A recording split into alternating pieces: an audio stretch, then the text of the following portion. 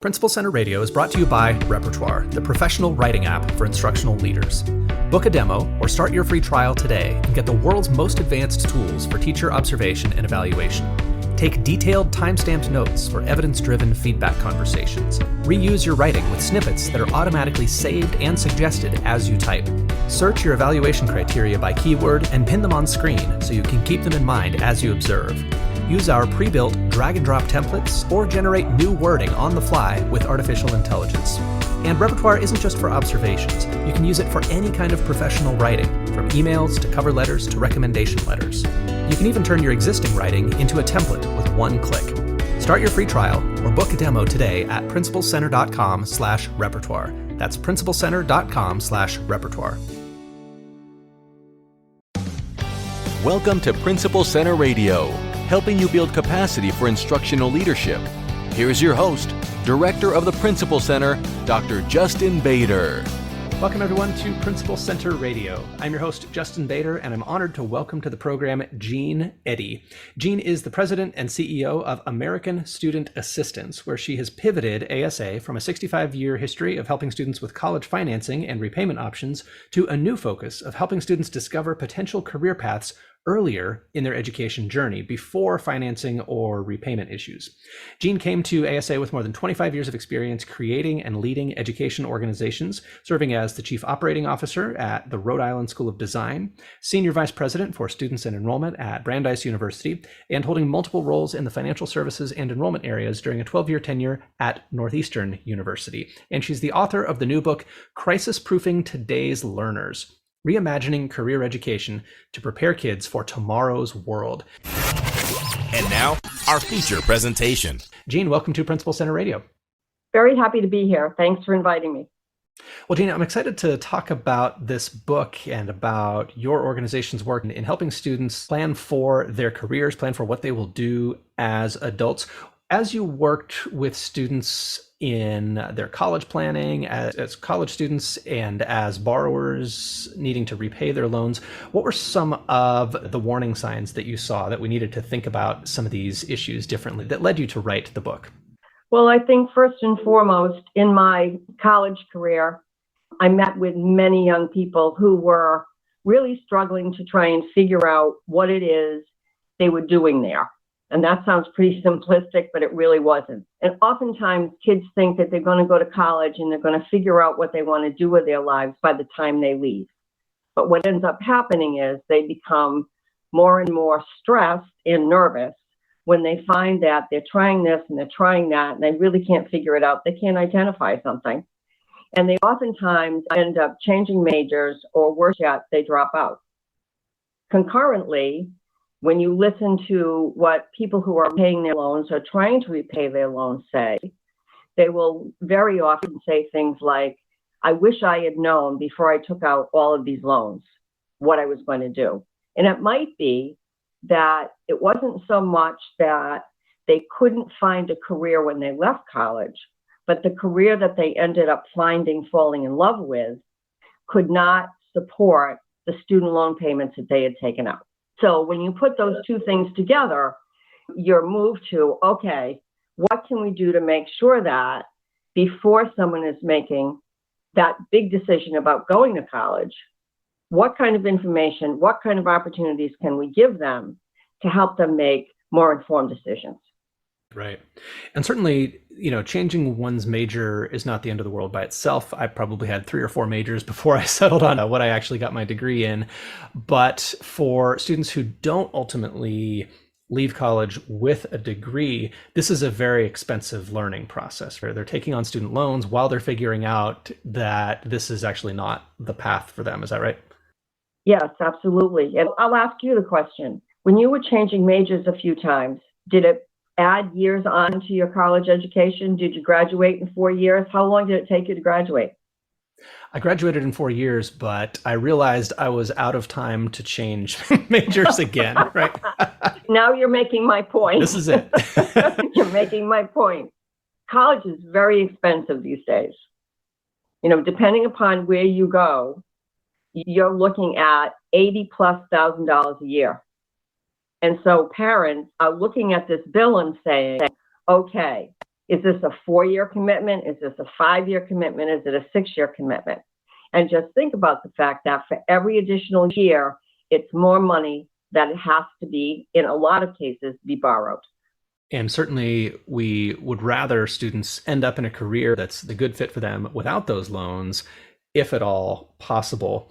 I'm also thinking about countries that have more of a fixed apprenticeship system, and we have a lot of career-focused middle schools and high schools that maybe encourage students to explore careers. Take us into that landscape a little bit. What does it look like to help students think about what they might want to do as adults while they're still in middle school and high school? And what are some of the sweet spots for making some of those decisions? Because certainly we don't want any student who would thrive in college and benefit from college to rule it out prematurely. But at the same time, we don't want to end up where we have been for so many students, which is debt and student loans that they can't pay back that did not lead to a fulfilling career. I think that answering that question is almost like peeling an onion, because there are so many aspects to this and there are so many layers to this, but I'll give it a go. Countries who have really good apprenticeship programs, and I have talked to some folks who are actually working with schools in Europe that are basically making it easier for students to figure out how to get these apprenticeships through digital engagement, which has really been a boon to that. Unfortunately, within the States, we are not there yet. We are just not there. But I think that my belief, is that the first thing that has to happen is you have to engage a young person early enough in the process so that they can identify what it is that they really love to do. And I'm not saying I really love basketball, so I'm going to go, be an NBA player. I'm not saying that. I'm saying, what are the kinds of things you love to do? And then figure out also the things that you're good at, and then align that with the careers that are possible. And it's not just pick one. It is a direction. It is a body of opportunities that kids can try. Middle school is prime time because young people are still very curious about themselves at that point, and they're not afraid to make decisions on their own. The later you get in this cycle, as kids get into high school, then it's all about what their parents like, what their peers like, and it doesn't give them the opportunity to really kind of identify what's right for them. Testing and trying is absolutely key in high school, and this is where an apprenticeship program could really make a huge difference, because kids could start to try things to see if indeed this is what they may like to do. It also gives kids an opportunity to try things that they're not familiar with. Most of us, when we were growing up, were looking at our parents and saying, parents and our parents' friends saying, okay, what are they doing? Well, I guess I'll be one of those. If my father's a lawyer, I guess I'm going to be a lawyer or a doctor, or for that matter, a plumber. In the trades, that's usually how kids get into the trades, because someone in their family has been in that profession. But giving a kid an opportunity to do an apprenticeship allows them to really figure out if they like it or they don't. It also gives them some opportunity to make some money, and an apprenticeship has that going for it. It also helps employers, because so many employers are having a really difficult time hiring folks, particularly in the skilled trades areas. It gives them an opportunity to actually create a pipeline of workers to be able to come in and fill the jobs that they have not been able to fill. But primarily, I would say that if a young person gets that chance to explore, gets an opportunity to do an apprenticeship or an internship, internships are just a little bit shorter and they don't pay, so that a lot of kids are prohibited from doing that because they can't afford to take the time to do it. The other thing I would say that kids really need are mentors, and mentors can help in high school, particularly, again, in fields that a young person might be interested in. If you put that all together, then a young person has a plan by the time they leave high school. And I would say that this isn't a case of an either or. I would say that a young person who decides that college is the place I need to be in order to fulfill on my career wish, they are going to be better able to fulfill on that than if they did not have this prep time. But I would also say all kinds of jobs are going to be discovered that don't require a degree, but maybe some kind of training. If kids can go through this process and do the discovery work that really needs to get done. Let's talk just as a quick sidebar here, if we could, about the idea of college for all, because certainly for many years there was a strong push, and probably a long overdue push, to get more kids to consider college, to get more kids to be prepared for college. And yet the double-edged sword of that is that we now have some 36 million Americans who went to some college, did not graduate, maybe have some debt. And we've seen the cost of perhaps pushing too hard or overreaching on that college for all mindset. How do we maintain high expectations and encourage students to consider college without pushing too many students into a path that may be wrong for them? You said the internship model at the high school level absolutely is appropriate for students who do plan to go to college as well. Yes, absolutely, because it gives them an opportunity to figure out if the area that they're thinking about exploring is absolutely the right one for them. So absolutely. I think the biggest challenge we have right now is that college has become so expensive. And because it has, those folks who are out there, those 36 million people who are out there who did not complete college, most probably have sizable debt that they are having a hard time repaying. And they don't have the kind of job that, or perhaps not even the training for the job that they're currently in, that will allow them to get through that debt and get on with their lives. And so we have to do a better job in having young people, having anyone who is interested in going to college, be fully informed before they start investing those kinds of dollars. And I would say that most of the American public right now, at least from the stats that I see, are questioning the cost. Absolutely. With college inflation rising much faster than inflation in the economy in general, certainly the demand for people with college degrees is still there, but the return on investment certainly has shifted. Let's talk in a little bit more depth, if we could, about some of the specific things that can be put in place for young people to explore careers, consider careers that they might not have otherwise considered, have internships. I feel like this is such a delicate issue because as soon as you start talking about apprenticeship or internship or externship or careers, people start to think, wait a minute, you're saying my kid can't go to college, right?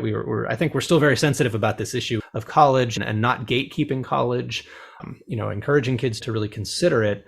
How do we encourage kids to consider other things? What does that look like in a way that does not discourage college as well? I think information is going to be the key to this. Most of the time, the information that is needed about any career, whether you are prepared for that career through a college education, through a training program, through an apprenticeship, whatever it may happen to be, there has to be more information about that in order to actually say, okay, at the end of this rainbow, there is going to be a career here, no matter how we got here.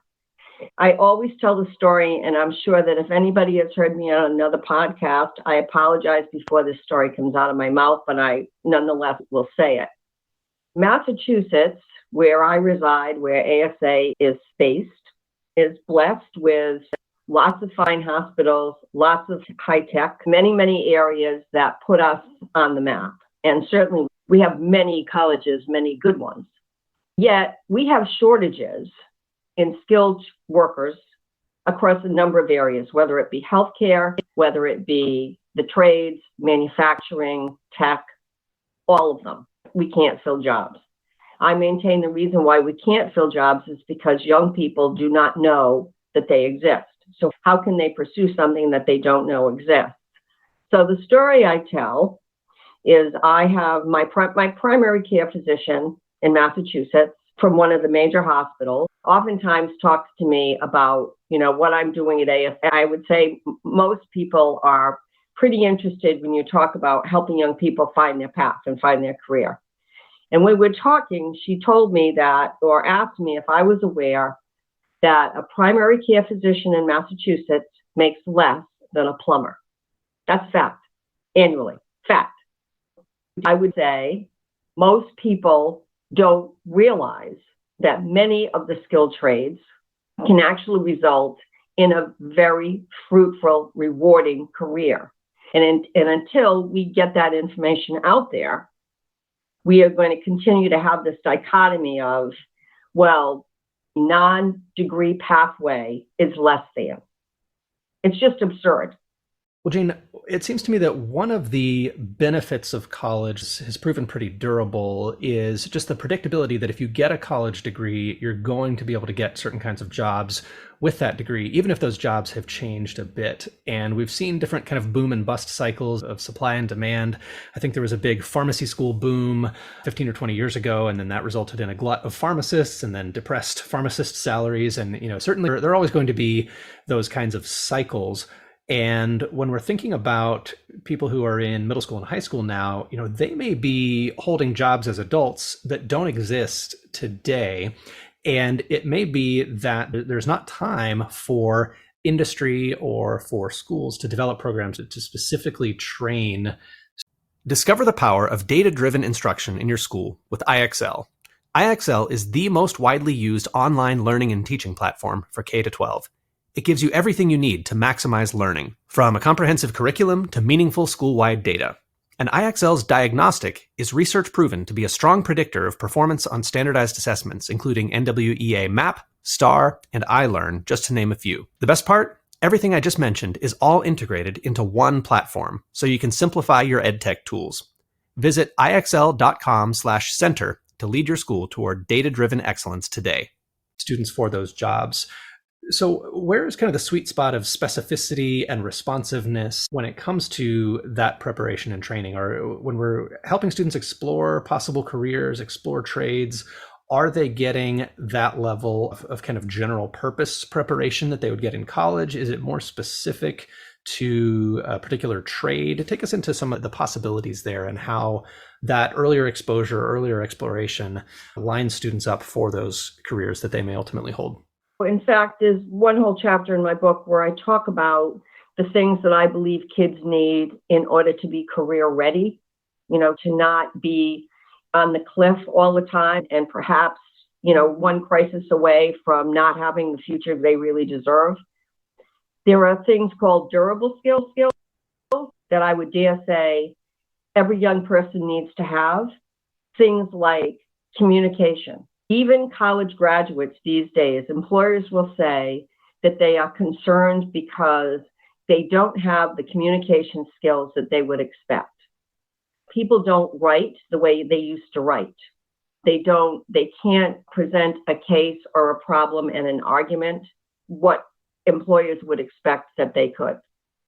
So there are a number of problem-solving skills, the communication skills, all of those things will help a young person be ready for anything.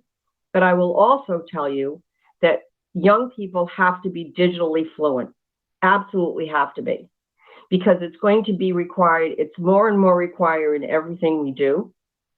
And in addition to that, they need to understand analysis, where they can look at a problem and be able to pick it apart and be able to put forth a solution.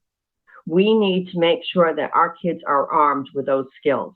And another thing they need to understand too is that young people are going to change their careers because of, as you're saying, the unknown, and things are going to change, and kids need to adapt.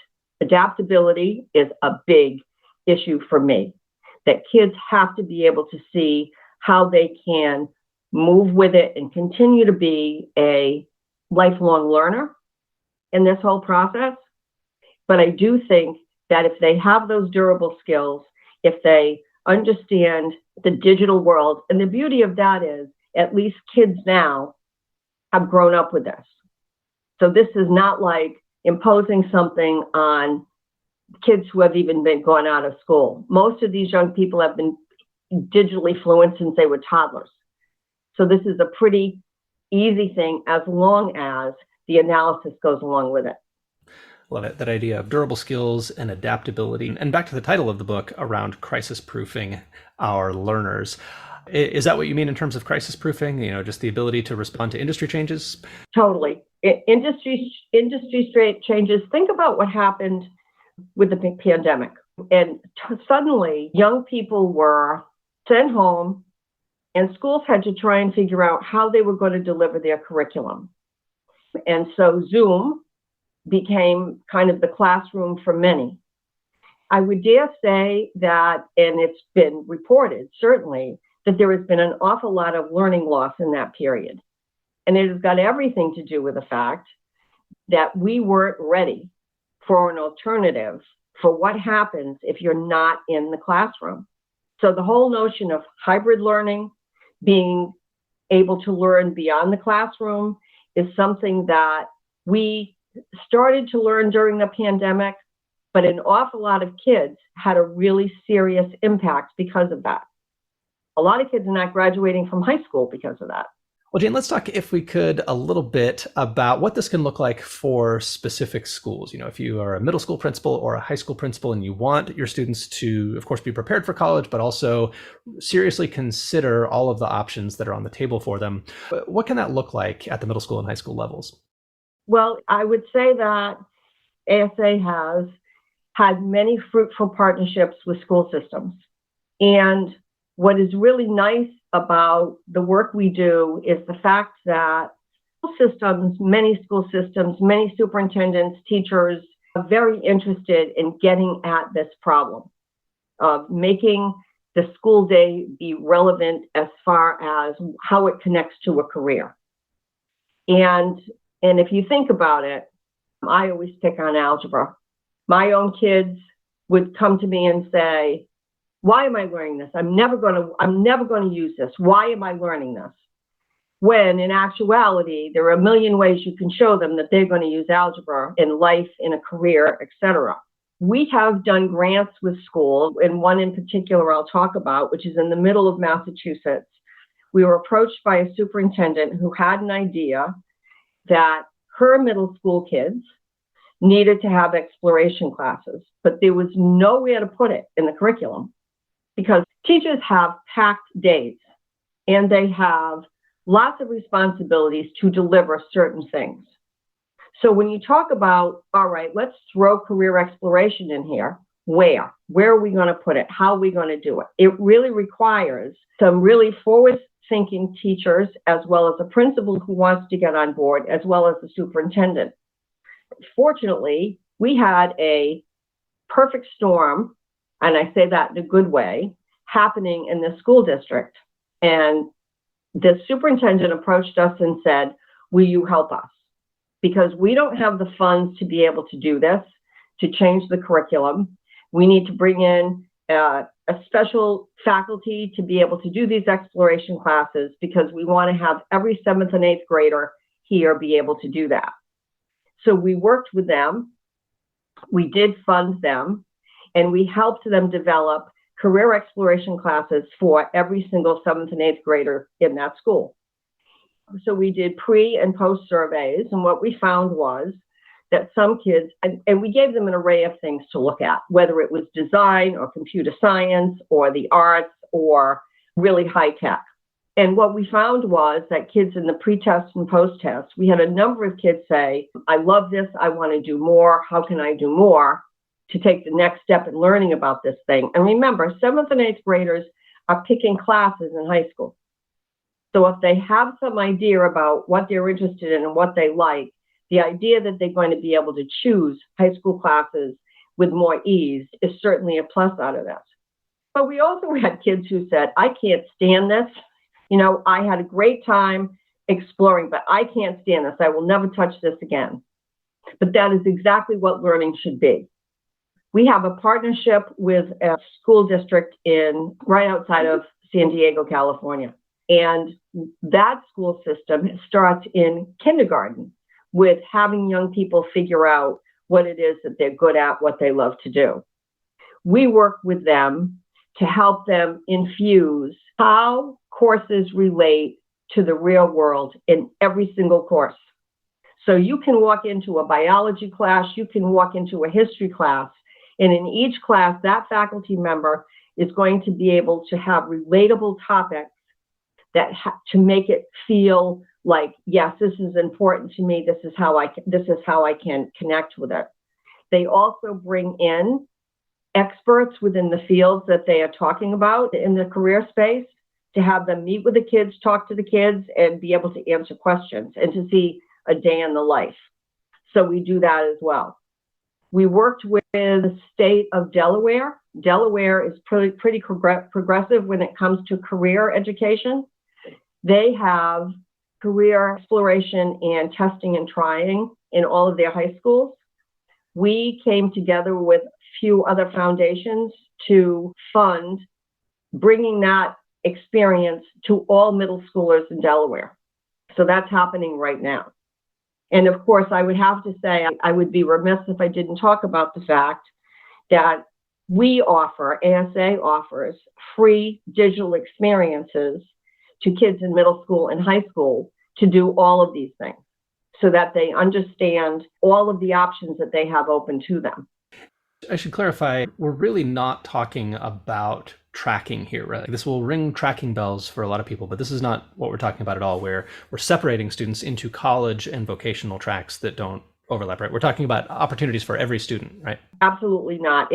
We are not putting anybody in a particular designation at all.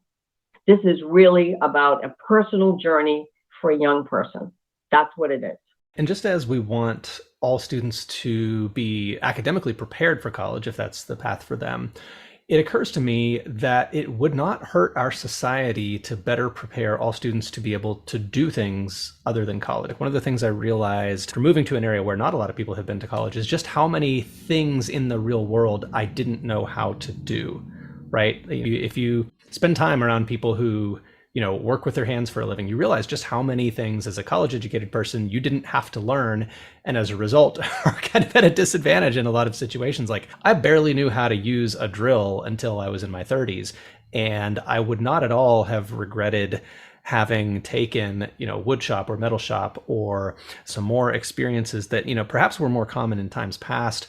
I love the idea of opening more possibilities to more people, to really give every student the opportunity to fully explore. So you talked about some digital experiences that students can do even at the middle school level. What do some of those digital experiences look like? So we produce something called Future Network. And basically what that does is allows young people, middle schoolers, to watch videos about kids their own age who are doing various things. They're either following someone that they're interested in the profession, or they are trying to share, a young person is sharing an experience that they've had. And by that, I mean, one of the videos we have is a young woman, who is trying to convince her parents that she wants to be a gamer. And so the video is called Pitch. And so it basically films this young woman making the case with her parents that she wants to be a gamer and this is why, etc. Now, I don't know if you have kids or you have kids in this age group, but middle school kids love to watch other kids do stuff, whether it's to play Fortnite or whatever it happens to be. So these videos are wildly popular. We have 27 of them. And it can be that it's a pitch video. There is certainly following someone in the day of the life. There is some video about someone who actually fails at something and how they came out the other side. There's a whole host of them. From that, we offer kids an opportunity to do exploring. And through that, they take they're doing quizzes and games.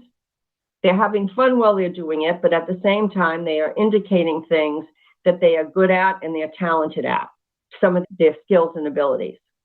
And after they finish going through these gates, they end up in what looks like a planetarium. And within this planetarium, there are big planets, small planets, some huge that are glowing, some smaller. The big glowing planets are the areas of interest that this young person should explore. So it might be that you have a fascination with bugs, let's say. And suddenly, all the careers about what you can do if you're interested in bugs comes up. And kids can go deeper and deeper, up to absolutely, following an epidemiologist through their day. And that one's called Futurescape. Then we have a program that basically allows young people to test and try things. We call it Evolve Me. And they can learn how to do an interview. They can get an internship. They can get a mentor. They can learn how to be a gamer.